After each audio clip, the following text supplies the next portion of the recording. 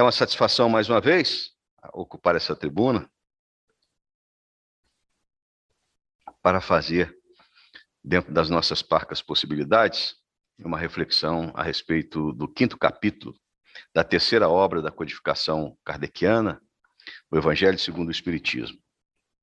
E a lição de hoje é um extrato do nosso memorável Sermão da Montanha, que está lá no Evangelho de Mateus, no capítulo 5, versículo 4 e 6 e 10, que fala sobre as bem-aventuranças dispensadas aos aflitos. Então, o capítulo é Bem-aventurados os aflitos. E o interessante, nunca é demais lembrar que a inspiração que o nosso divino amigo Jesus, através da sua pleia de espíritos iluminados, que através do Espírito de Verdade trouxeram a Kardec essa maravilhosa obra, né? Porque a doutrina espírita já tinha a sua contextualização de ciência e de filosofia, através do livro dos Espíritos e do livro dos Médiuns. Então, a religiosidade que se consubstancia no Evangelho segundo o Espiritismo veio fazer a significação daquilo que Jesus, lá no Evangelho de João, nos trouxe, que quando a humanidade estivesse minimamente pronta, nós teríamos dele, Jesus, o Consolador prometido, que através do Espírito de Verdade faria com que os corações mais simples, que tivessem a inclinação ao entendimento da sua proposta de amor, eles seriam tocados. E muitos dos sábios não teriam a capacidade de apreender esse ensinamento, porque ele fala, em essência, ao coração. E como nós sempre dissemos, né, é interessante que o 1º capítulo é: eu não vim destruir a lei. O 2º, meu reino não é desse mundo. O 3º, há muitas moradas na casa do meu pai. O 4º capítulo é: não se pode ver a Deus se não nascer de novo. Então, era a essência da transição entre a lei mosaica, né, e principalmente a contextualização de Jesus no Novo Testamento. E o 5º capítulo, ele é o que realmente faz com que nós, que estamos a caminhar nesse planeta que ainda experimenta tantas dores, alcancemos a promessa de estarmos num passado próximo, fazendo a recuperação dos nossos equívocos, para que nesse presente atual nós façamos de certa forma, uma reengenharia, reescrevamos a nossa história de espíritos devedores, para que os mundos ditosos a que Jesus faz menção, nós tenhamos a capacidade de ir até ele. Então, esse capítulo, Bem-aventurados os aflitos, tirado do Sermão da Montanha, dá-nos, acima de tudo, o entendimento que ainda há chance para que nós possamos ir para esses mundos ditosos que o Cristo se refere. E o interessante é que, nesses tempos que correm, né, que nós estamos a atravessar tantas aflições, então, bem-aventurados os aflitos.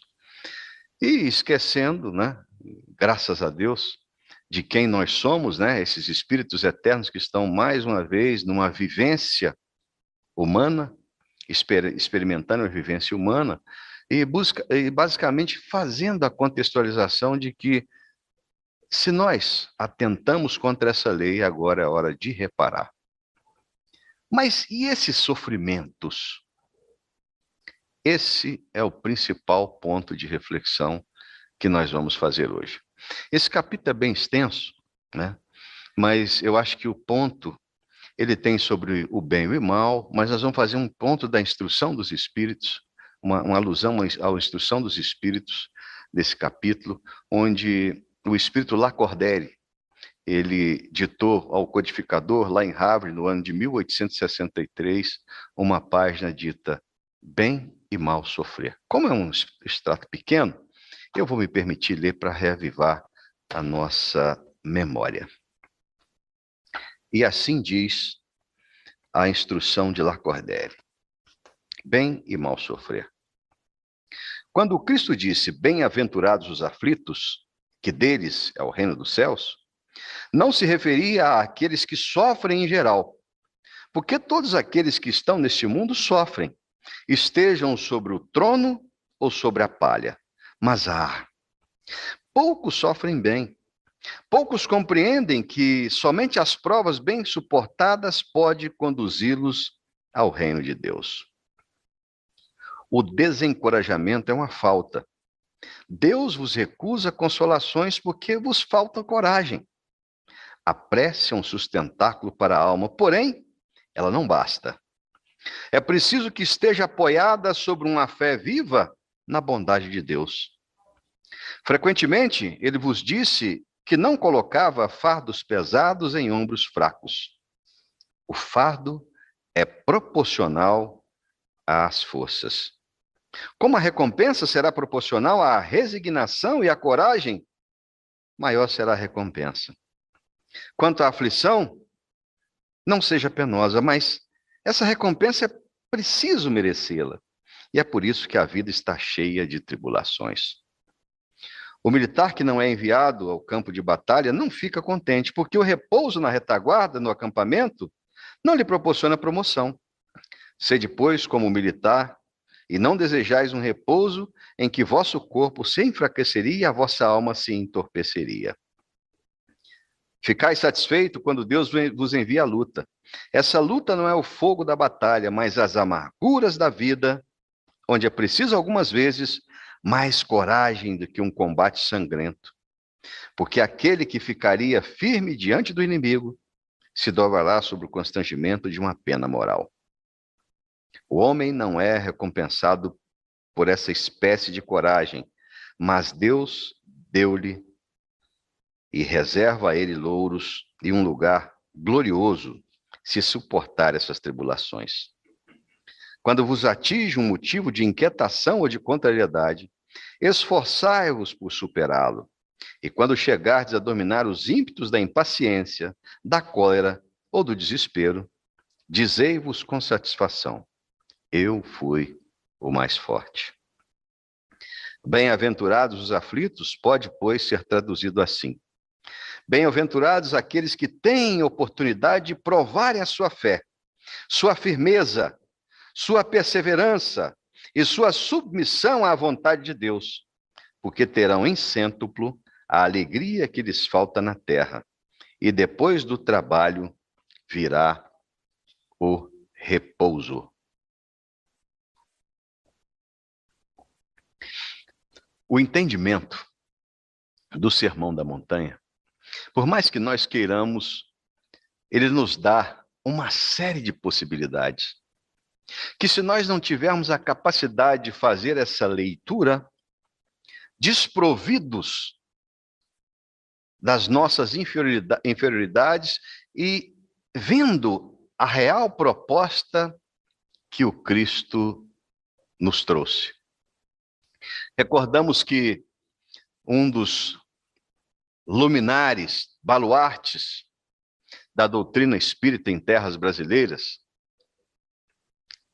teve o nome, quando encarnado, de Eurípides Barçanufo, que quando jovem tinha uma capacidade muito grande de adoração ao Cristo Jesus. Ele era católico, né? E de família muito católica, e ele, aos 21 anos de idade, era, inclusive, um diretor de uma escola católica, lá na cidade de Sacramento.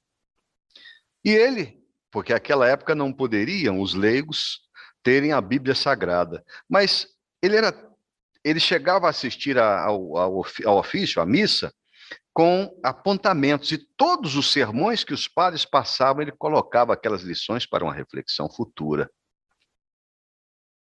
Mas certa feita ele fora conversar com um padre amigo seu, porque ele tinha dificuldade de entender o Sermão da Montanha em sua essência. E o padre, naquela época, contrariando a lei vigente, deu-lhe de presente uma Bíblia Sagrada, que ele começou avidamente a manusear. Mas qual não foi a sua surpresa que o seu tio e o seu padrinho de batismo fez-se espírita. E ele queria demover de todo jeito o seu tio e queria retorná-lo à à Santa Igreja Católica. E um dia, numa visita à casa do seu tio, na Fazenda Santa Maria, ele chegou numa sexta-feira santa, justamente na hora em que estavam fazendo um trabalho, ou uma reunião espírita. E ele chega, nunca ouvira falar sobre aquilo, ouvira falar pelo seu tio, mas não tinha assistido a uma, e viu que a maioria daquelas criaturas eram parentes seus, mas tocou-lhe profundamente porque alguns deles, quando incorporavam, e eles que eram muito de pouca instrução, alguns analfabetos, começavam a falar numa linguagem rebuscada, erudita, num português coloquial. E ele começou a observar aquilo e, de repente, ele falou, bom, se isso aqui for sério, então é a grande chance de eu entender o Sermão da Montanha. E eu queria que essa elucidação me fosse trazido pela pessoa de João, o evangelista. Será que ele tinha pretensão, esse moço? Mas se pretensão ele tinha muito mais merecimento, porque era um espírito que já convivera com Jesus. No livro A Grande Espera, ele era um jovem que encarnado, um romano, que tinha o nome de Marcos, e que morreu, inclusive, queimado por amor a Jesus. Mas voltando aqui na elucidação, e no final da reunião, eis que Aristides, seu primo, analfabeto, levanta-se e, de uma forma muito amorosa, traz a elucidação da promessa que Jesus nos deu através das 9 bem-aventuranças do Sermão da Montanha, que ele, Eurípides, nunca tinha visto ninguém falar. E ao final da fala, Aristides, de olhos fechados, diz, sou João, o evangelista.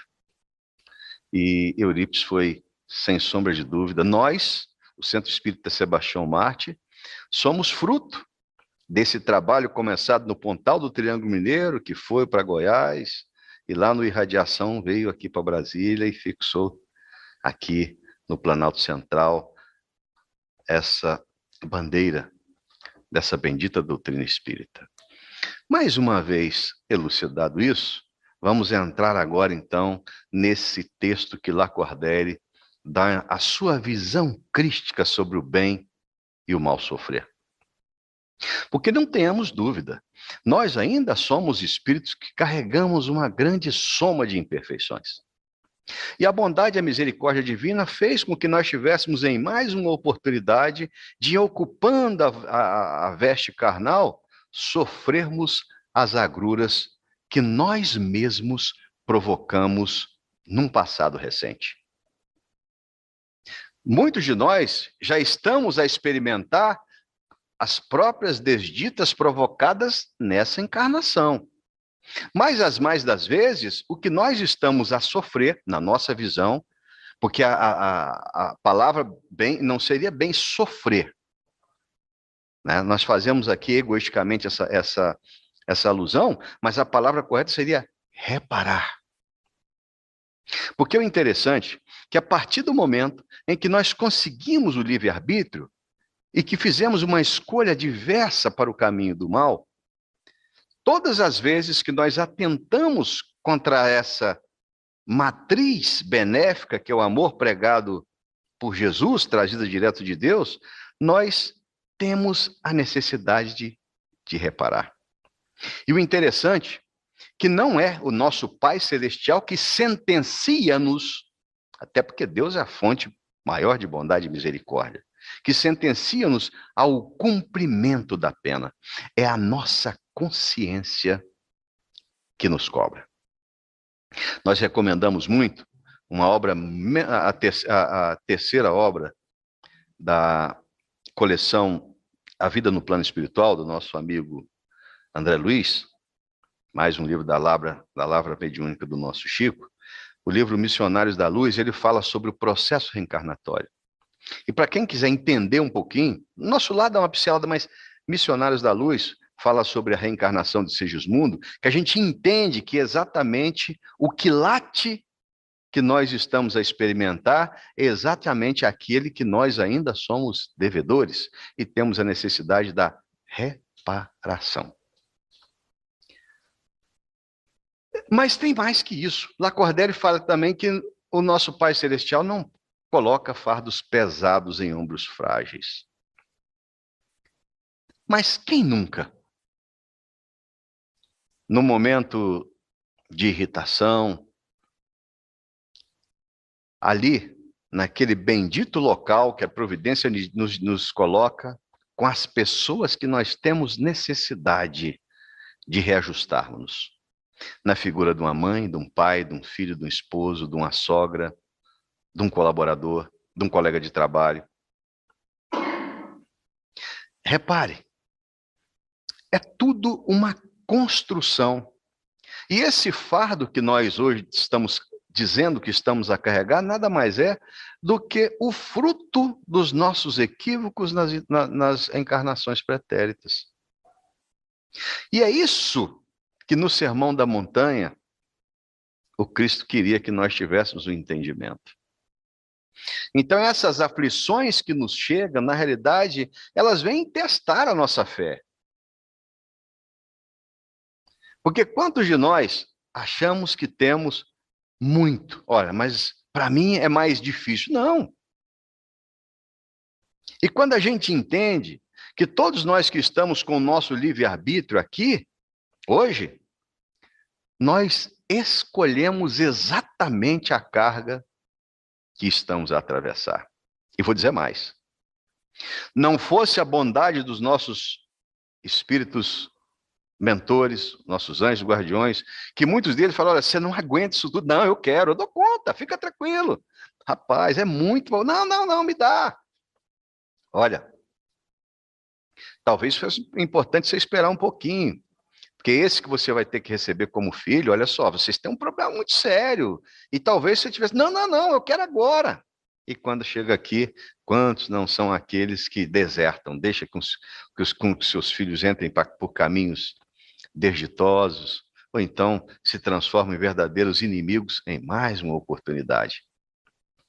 Então, essa aflição que nós deveríamos, na realidade, ter, é essa busca frenética por entendermos que nós somos, hoje, os construtores do nosso amanhã. Porque essa existência, por mais que pouquíssimos cheguem a uma centena de anos, elas são instantes fugidios perante a eternidade. E é para lá que nós vamos. Estávamos a recordar, quando estávamos estudando sobre essa questão, para falarmos hoje, tem uma memorável obra espírita. Ela não é obra psicografada, é uma obra ditada. Ela chama-se Tabernáculo Eterno. O autor é o nosso irmão Gilson Freire. O Gilson Freire é médico e médium mineiro. Esse livro, na realidade, é uma trilogia, né? Porque tem Ícaro Redimido, Tabernáculo Eterno e Senda Redentora. Ele fala sobre a vida de Santos Dumont.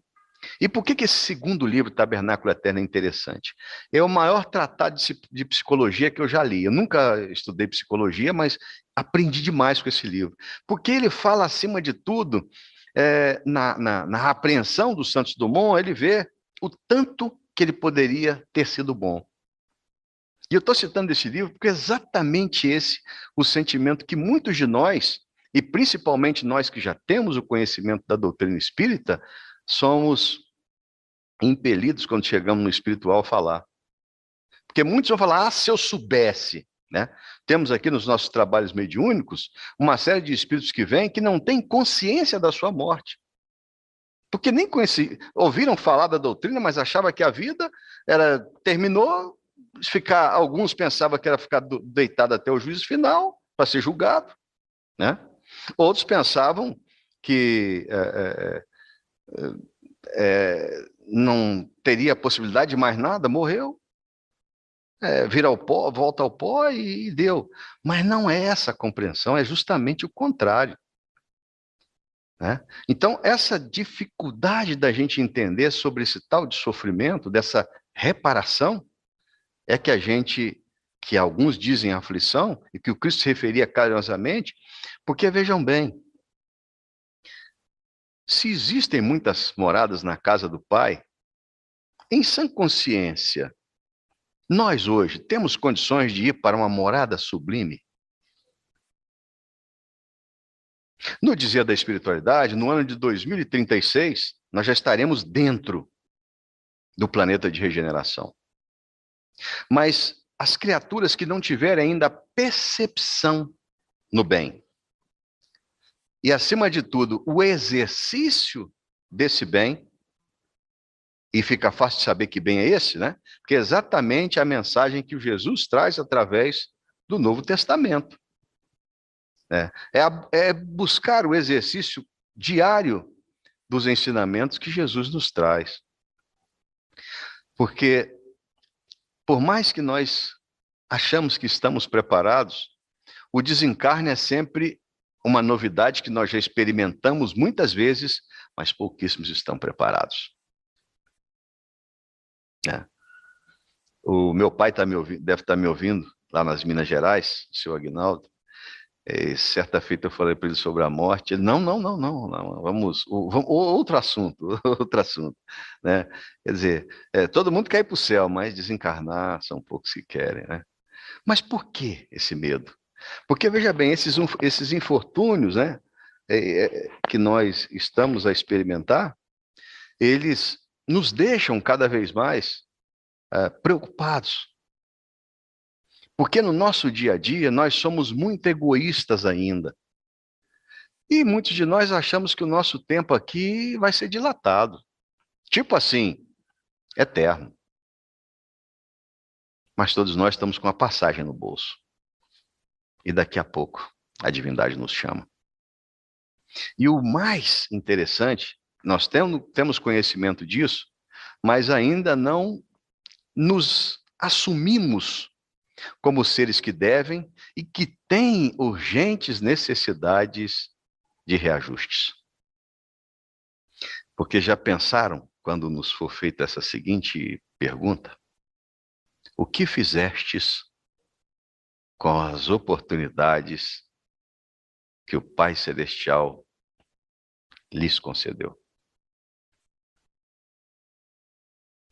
É um negócio para se pensar. Mas pensar muito. Mais que isso, é necessário agir. Porque esses bem-aventurados que sofrem aflição, se ficarem apenas numa contemplação ou em preces ardentes sem agirem, porque o próprio Jesus nos disse, olha, ajuda-te que o céu te ajudará. Né? Eu quero ter uma vida tranquila, mas qual a dose de tranquilidade que eu tenho diariamente colocado à disposição com os nossos irmãos e irmãs que caminham conosco? Eu quero que a minha vida seja harmoniosa em meu lar, mas qual é a cota diária de harmonia que eu endereço no meu cotidiano?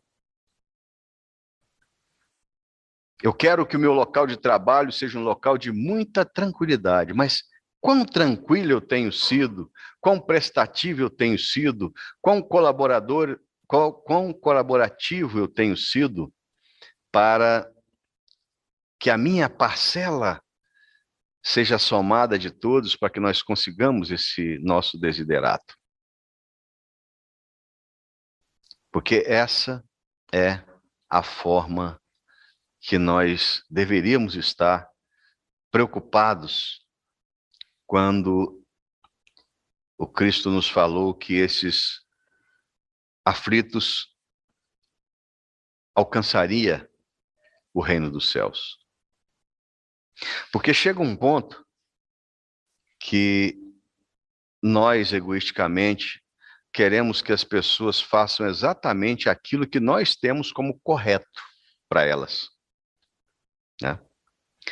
O Cristo falava, e com muita propriedade, que eu consigo ver o argueiro no olho do outro, mas não vejo a trave que está no meu. E mais que isso, né? Se nós tivéssemos a capacidade de nos enxergarmos como seres imperfeitos, porque muitas vezes nós apontamos naqueles que estão a caminho conosco os erros que são exatamente aqueles que nós temos. Então, muitas vezes, essas pessoas se consubstanciam em verdadeiros espelhos a refletir aquilo que nós somos. E essa capacidade de bem ou mal sofrer, ela ainda é mais profunda. Porque tem muitas pessoas que se colocam na condição de verdadeiras vítimas. O que a gente não entende é que o exercício do ensinamento crístico, ele é um pouquinho mais profundo do que a nossa consciência quer fazer. Porque, veja bem, naquele texto sobre a ressurreição que nós falamos agora há pouco, do Evangelho de João, o interessante da reflexão é o seguinte: nós, quando retornarmos à pátria espiritual e fizermos uma releitura daquilo que nós tivemos como oportunidade e que nós efetivamente fizemos como quitação dos débitos, não atentamos às vezes que o recomeço sempre será em piores condições. Eu vou repetir. Nós deveríamos estar mais preocupados com essa divina oportunidade que nos foi concedida da presente encarnação e fazermos a quitação dos nossos débitos, reajustes com essa lei do amor que nós infligimos num passado muito próximo. Porque se não aproveitarmos essa oportunidade, o recomeço que nós não sabemos quando será em piores condições do que as que nós estamos a experimentar hoje.